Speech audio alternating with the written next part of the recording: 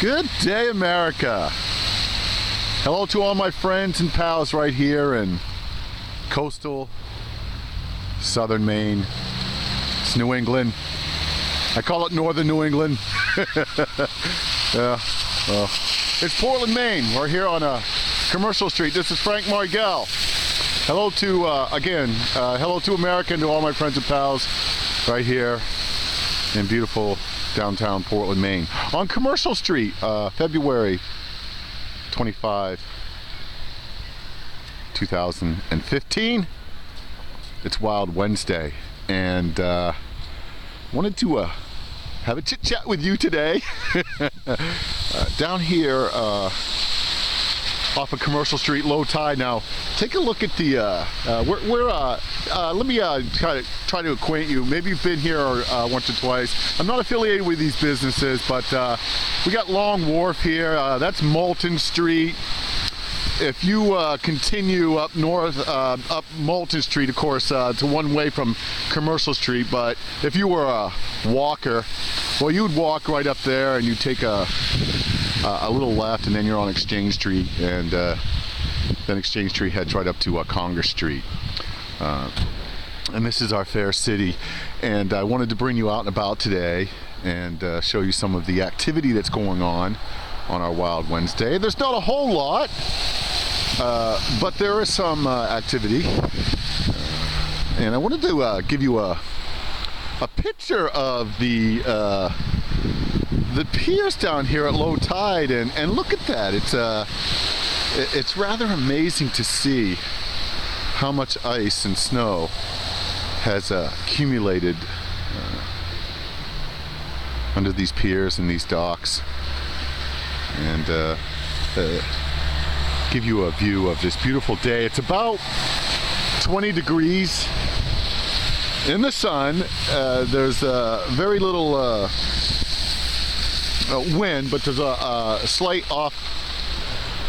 offshore breeze. It's a beautiful Maine day, and you'll find my video at Frank Margel at youtube.com. I post on Facebook and Twitter and Google+. Now let's take a walk up across here. Generally it's pedestrian friendly. Well, there you go. I made it across Commercial Street in one piece. Thank God. So the last couple of days I've been out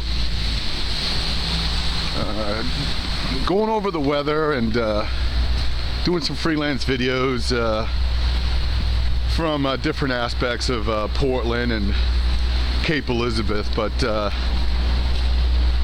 today I wanted to get into a little bit of political commentary here in beautiful sun and fun Portland, Maine.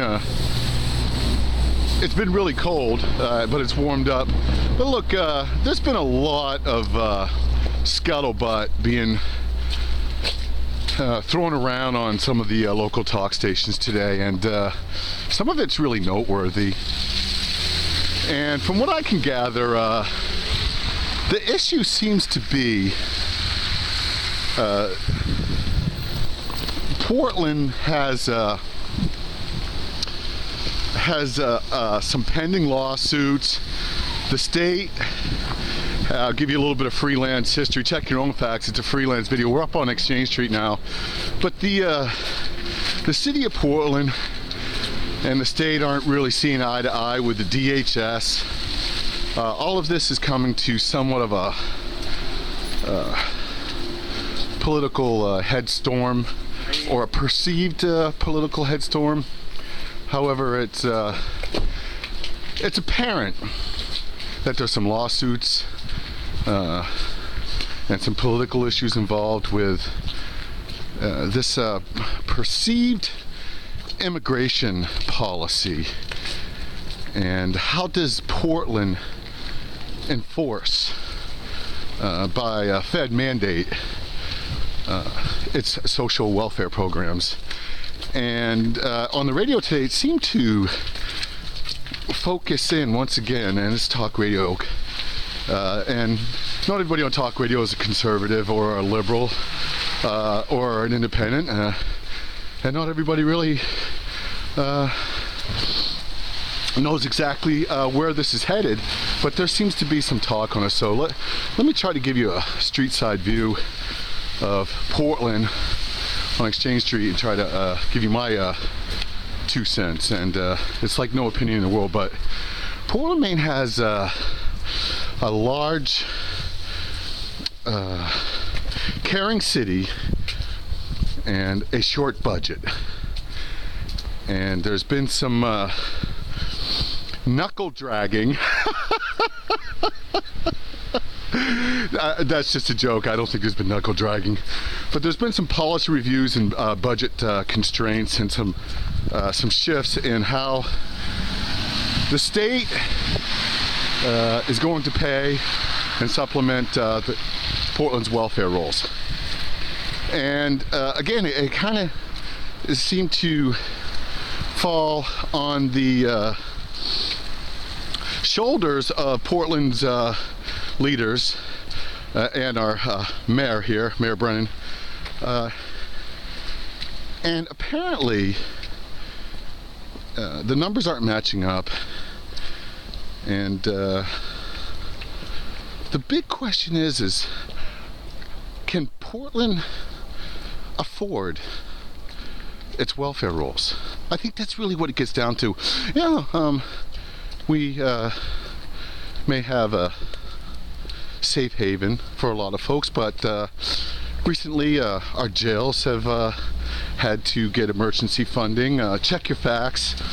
There's lawsuits pending and decisions regarding welfare and federal mandates on how to pay for that. We got the governor's budget proposal. We got legislators. We got everybody and his brother looking at individual towns and communities now, and how are they going to pay their bills? Well, Portland has apparently a very expensive welfare society, and whether it's political or demographic in nature, it's coming to somewhat of a forefront. I think it's been going on for quite a few years now, but it may eventually bring some more national attention to this area.